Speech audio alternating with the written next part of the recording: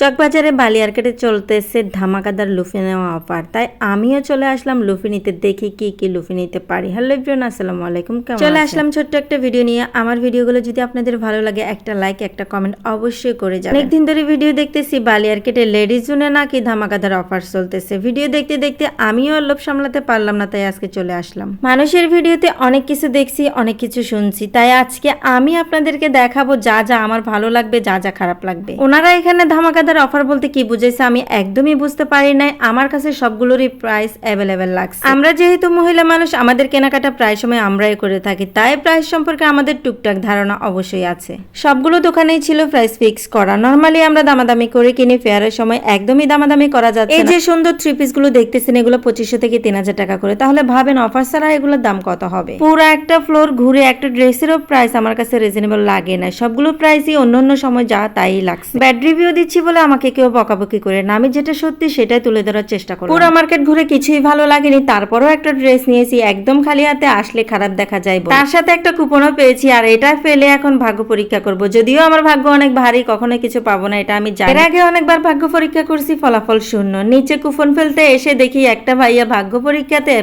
পাইছে। এখান থেকে কেনাকাটা করে যদি আপনি 5টা কুপন গেইন করতে পারেন, তাহলে এখানে একটা খেলা আছে। এই খেলাটা খেলে হচ্ছে এই ভাইয়াটা এডুলিটা গিফট। সিরিয়াল ধরে অনেকক্ষণ দাঁড়িয়ে থাকার পর কুপনের নাম লেখা যাচ্ছে। অবশেষে কুপনটা ফেলে দিলাম, তারপরে এখন চলে যাচ্ছি। আজকের ভিডিও এ পর্যন্ত। সবাই ভালো থাকবেন, আল্লাহ হাফিজ।